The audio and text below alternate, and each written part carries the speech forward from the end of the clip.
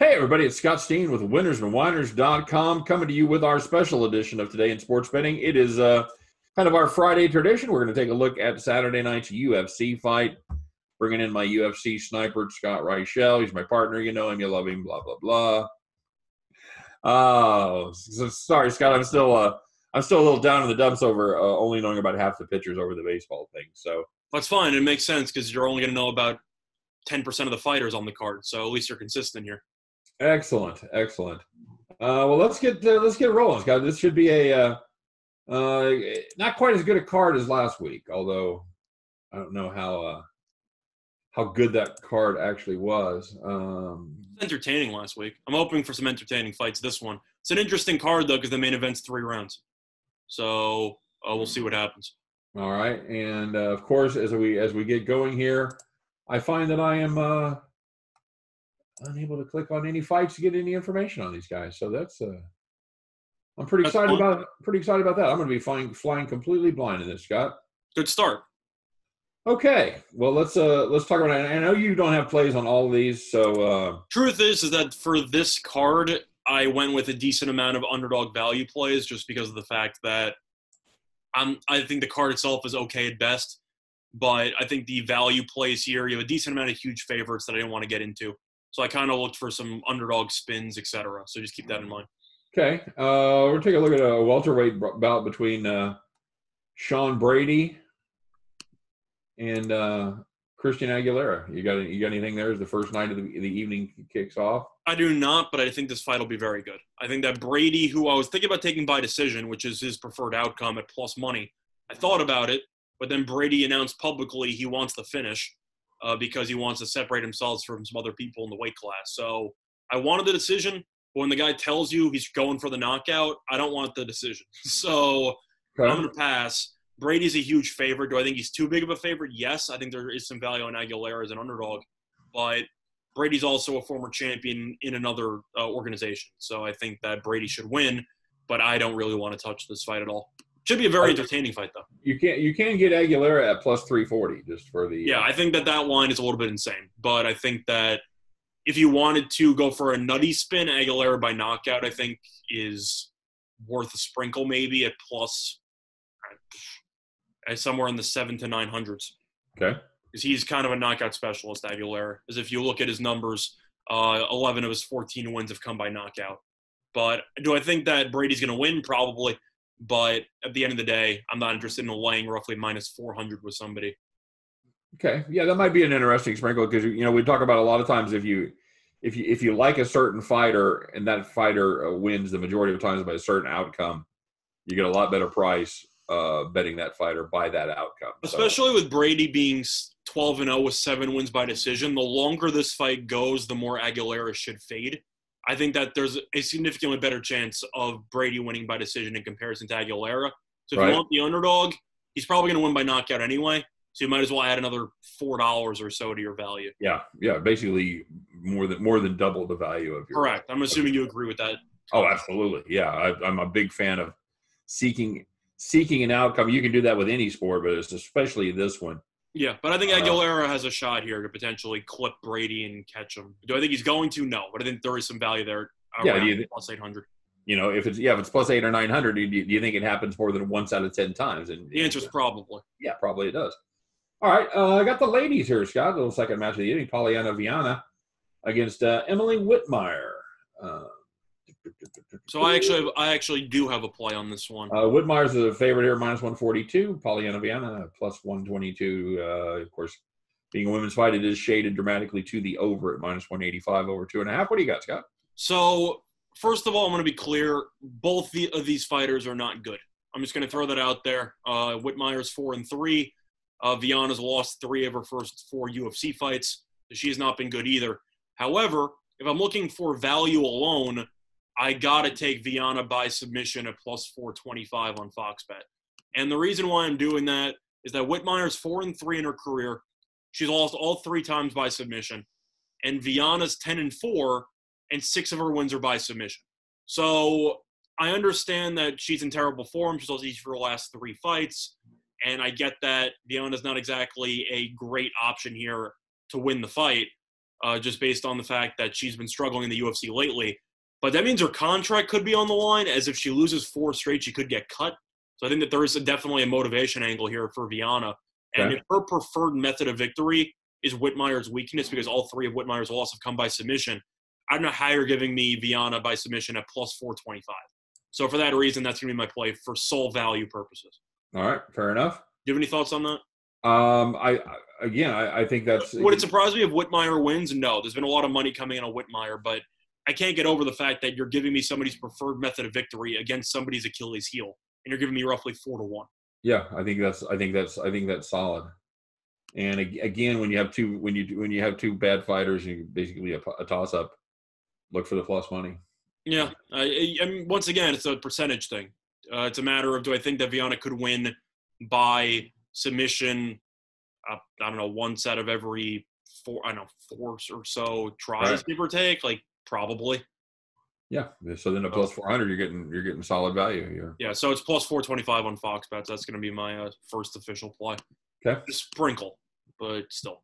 All right. Alex Shikaris against Bruce Leroy. Against Giga Chikadze. Well, he's not there anymore. So that's a whole can of worms on who Cesaris is fighting. Because you've had a couple of people who have dropped from there. So just to break down some of the news that happened here.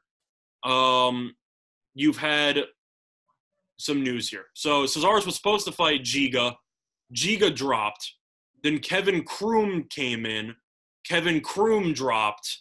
And now you have Austin Springer who's going against Cesaris. So it's the third option of fighter who's going to be fighting against Cesaris because the first 2 guys couldn't make it. Okay, and I currently I didn't see any lines available when I was looking through it. I got Sakaris as a minus 195 favorite, Springer plus 170. Really? He's only minus 195? Yeah. Yep. I find that very surprising because Springer found out he was fighting Cesaris literally yesterday. Okay, well, there you go. I guess I'd lean to Cesaris because of, actual there's a difference between last-minute notice and literally last-minute notice, and this seems like the case of the latter. I'll lean to Cesaris, even though I think Cesaris is an okay fighter. I know he killed Chase Hooper in his last fight, but I think he's fine. I'll lean Cesaris, but I have no interest. I just don't see much value here. All right. Alessio Di Chirico against Zach Cummings. So I actually have a 2-pick parlay, and the first pick is going to be in this matchup. The first pick is going to be the over. It's going to be the over 2.5. It's mostly a minus 225, but once again, I'm using it as a parlay sweetener. This parlay is going to be on Fox Bet for the record. The reason why I like the over here, or the over 2.5, and the reason why it's heavily juiced, is that each of Cummings' last 4 fights have gone to at least the 4-minute mark, or at least the 1 minute left mark, I should say, in the 3rd round.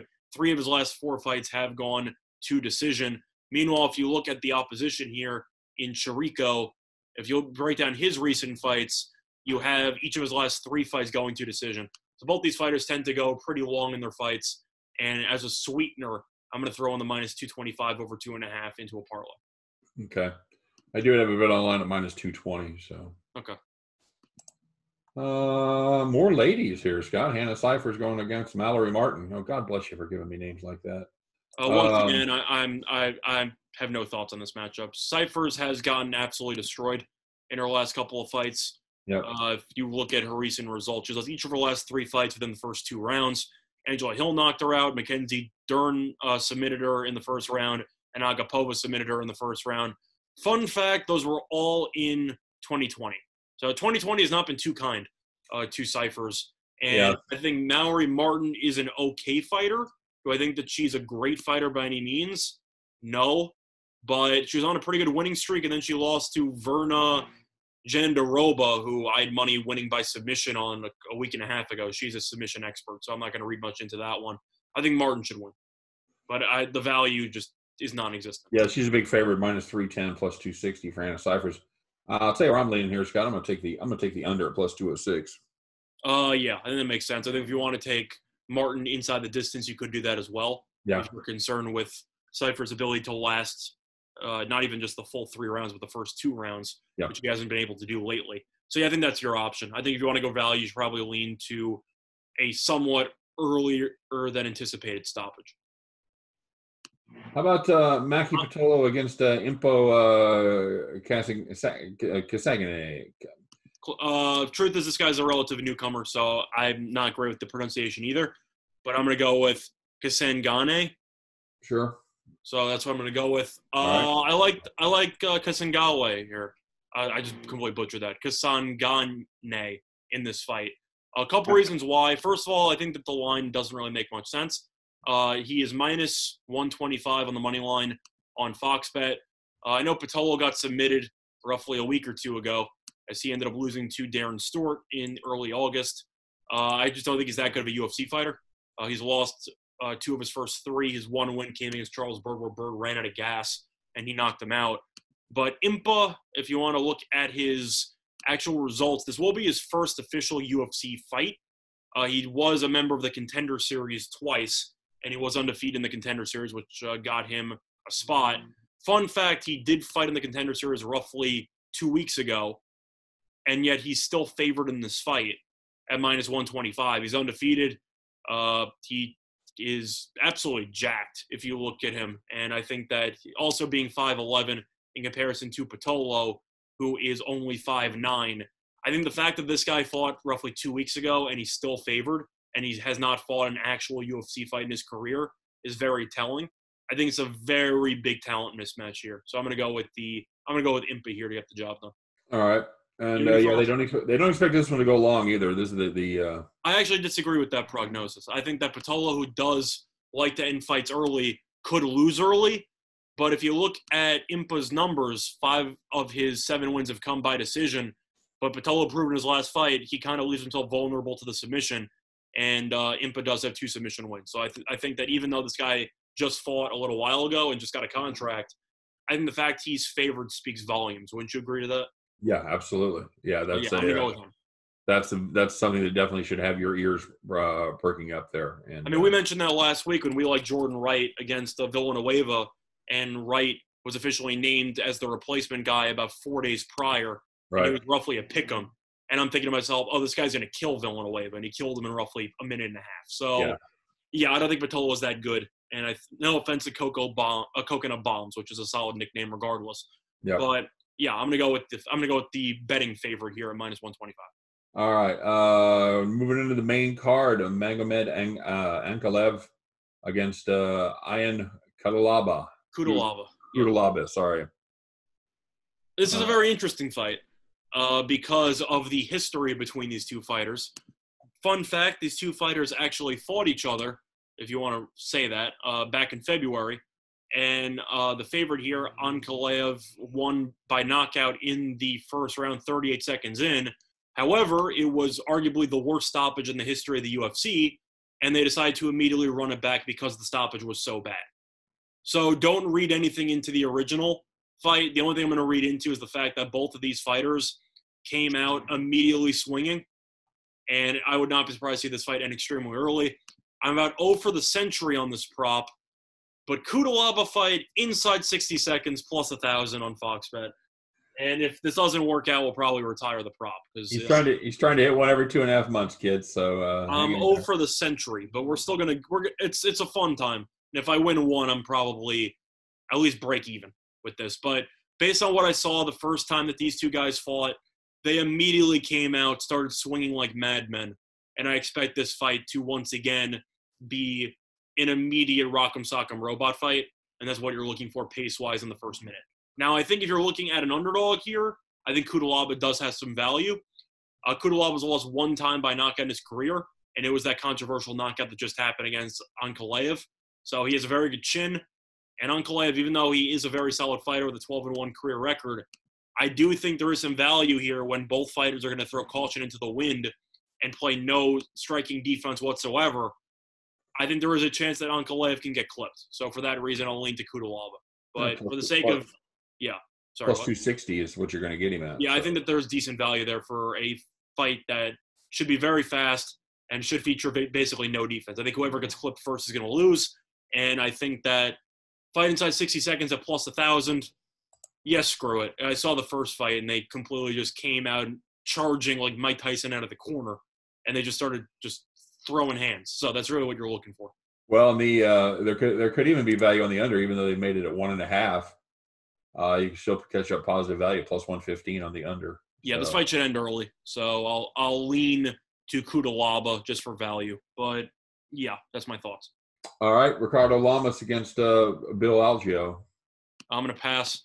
Llamas has been around for a while, whereas his opposition is relatively new. Llamas on a bit of a losing streak, but if you look at his recent opponents, he has fought some really talented guys. He ended up losing to Josh Emmett, who's really good. He lost to Bektic, who's really good. He beat Darren Elkins. Elkins is really old. He's really not the fighter he used to be, as Elkins is 36, so he's not that great. But if you look at his last fight, he lost to Qatar, or Qatar, however you want to pronounce it, and he's a very good fighter. So even though Algeo could potentially pull off the upset because Llamas has struggled a bit lately, the reason why Llamas is a pretty big favorite here is because he's gone up against much better competition lately, and I think that Llamas should be able to handle this fighter in this fight. So I'll lean Llamas, but no value. So I'm going to last ladies fight of the evening, Jiyeon Kim against Alexa Grasso. Grasso is the big favorite here. I'm going to pass. I know Grasso by decision is roughly minus 175, so I have no interest in this fight at all. It's seriously juiced to the over, minus 380 at over 2.5. I guess if I was leaning anywhere, I'd lean to the underdog by decision because I don't see any value on taking the favorite at minus 175 to win by decision. But if it's supposed to go over, it's supposed to go to the scorecards. Maybe you can win one out. Maybe. I have no interest, though. I'm going to pass.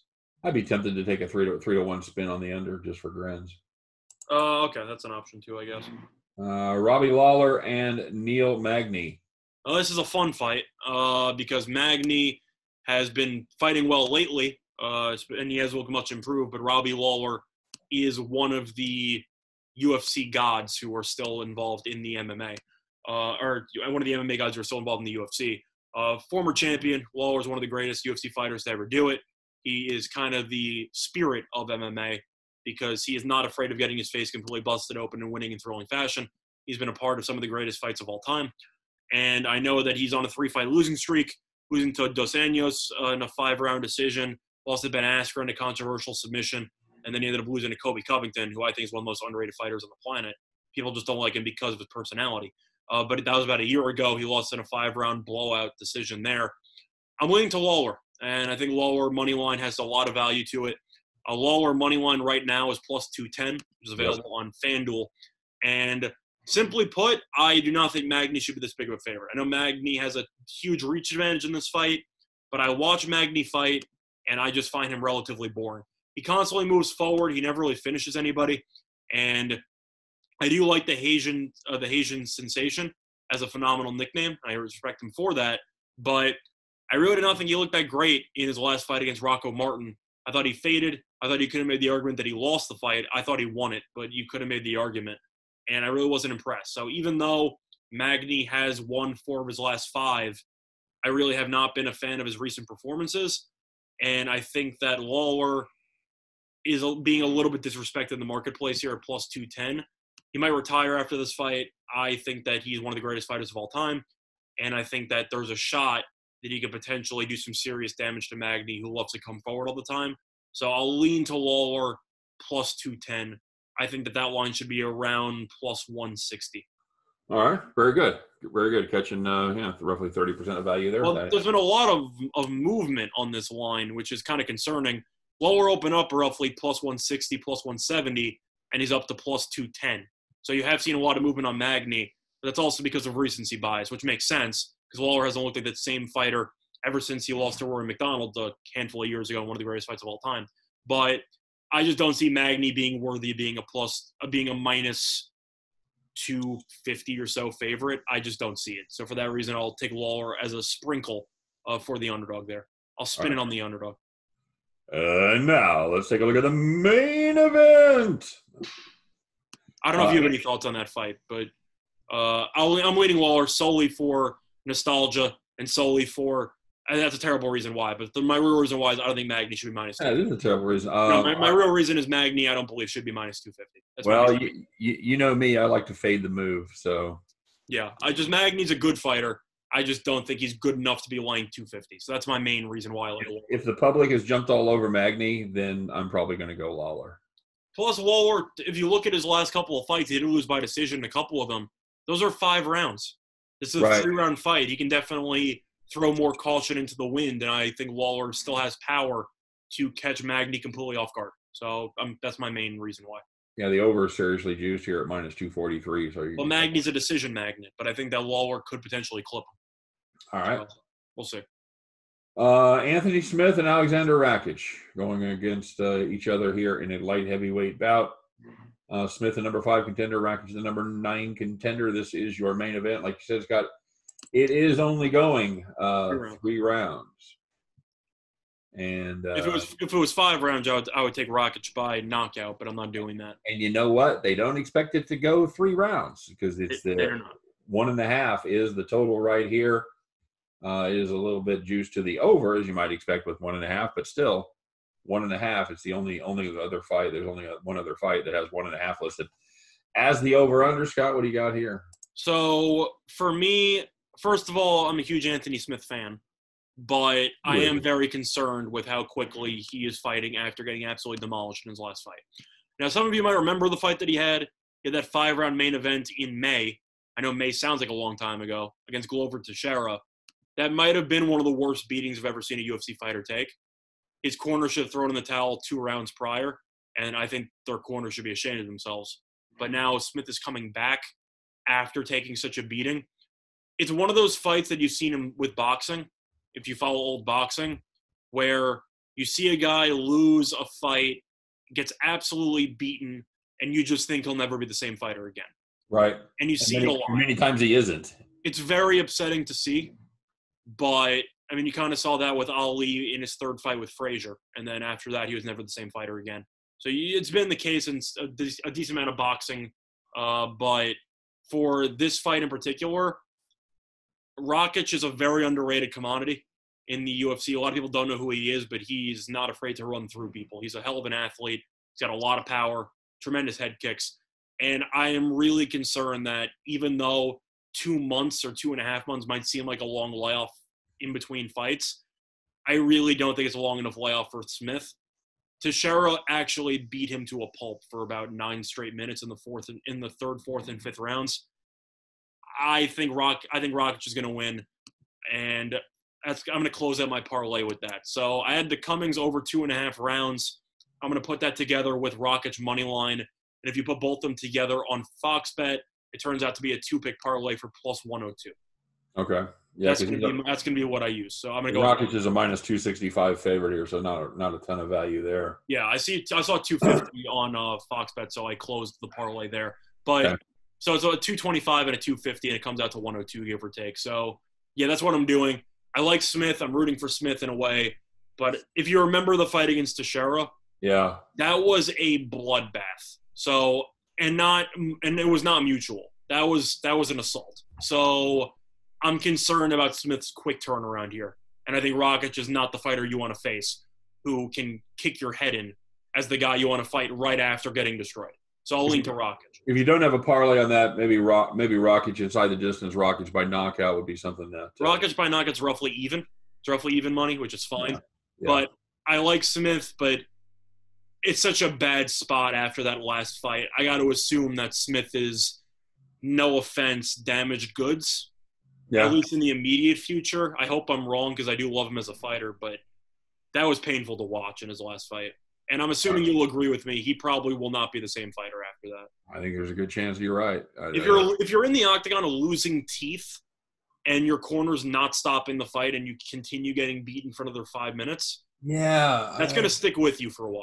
I agree. I know these guys are tough, but yeah, there comes a point where you're just getting a beating. And correct, and that's what I thought he got. So I like Rakic on the money line, and I'm putting that in a parlay to cut into that juice.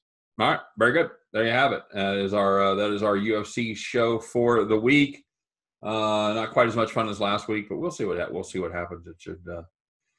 It's as always, everything is fluid, so it should be an interesting card. Some interesting changes. I know. I'm sure we'll have some cancellations on people who can't make weight. Same as usual. So half my plays will be canceled anyway. But we'll see what happens. There you go. All right, Scott. Thanks for doing it and doing more than usual, as my usual source of information for whatever reason wasn't clicking, so I wasn't It's able all to good. get all the great nicknames and everything like that. So It's all good. UFC has done a pretty good job calling audibles, whether it's COVID, etc. But there's one thing you're accustomed to is that if you have noticed my plays and you have taken my plays in the last couple of weeks, especially, half my plays end up non-existing. So just keep that in mind. yeah, very good. That's good. That's good stuff right there, buddy. All right, everyone. Thanks very much for joining us again on our UFC show. We appreciate it as always. Don't forget to check out Scott and I every single day as we break down the NBA, the MLB, and then every Friday we'll break down the UFC fight that's coming up over the weekend. Also, if you're looking for stuff to bet on, I know that there are some limited sporting events going on today besides baseball, but I made a future video on winners and whiners talking about the upcoming U.S. Open. So if you want to check that out, if you want some action coming up that will be starting in a couple of days, you can also check that out at winnersandwhiners.com. In the video either prior or 2 videos prior to this one. So just keep that in mind. Okay, there you go. You going to be going to the U.S. Open, Scott? They have no fans, so the answer is no. Okay, there you go. I'd seen something about them having fans earlier in the year, and I didn't know where that stood. So they have a tournament right now being played at the U.S. Open facility, and there are no fans, and they've already announced that there will be no fans in the U.S. Open this year. All right, good enough. Truth is, I've been to the U.S. Open almost every year, and I kind of pivoted. I like watching it on TV more.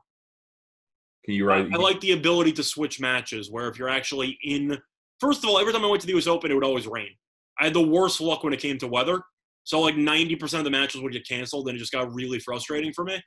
And second of all, if you're sitting there watching one match, you're missing out on so much of the action, where I kind of like the ability to just switch around. Through. Yeah. It's like it's like attending a college football game. It's a lot of fun until you realize you're missing the other 40 games on at the same time. It's one of those situations where I like the ability to just watch what I want to watch at that given time. All right, fair enough. All right, guys, appreciate it, Scott, and good luck. And make sure you check out Scott's future video as well. And if you're interested in getting my premium picks, got the football season coming up here, so make sure that you get yourself down and get over there to Winners and Whiners. Click on the premium tab. We can get you all hooked up for my best plays each and every day. So for myself, for Scott Reichel, for all of us over here at Winners and Whiners, and hey, don't forget to stop by Winners and Whiners. I know Scott writes a lot of UFC articles over there, so if you're looking for even a deeper dive into some of these UFC fights, check out our website there. And Scott is he's our main UFC guy now, so that's quite a feather in your cap there, sir. I appreciate that. All right, very good. All right, guys, thanks very much. We'll be back tonight/tomorrow with another edition of Today in Sports Betting. Make sure you check that out for myself, for Scott Reichel. You guys have a great day. Good luck on all of your plays. Stay safe, stay happy, stay safe, stay healthy. And happy. And happy. Come back and see us next time, all right? Because you know what? We'll be here. You guys have a great day, and we'll see you next time. Bye-bye.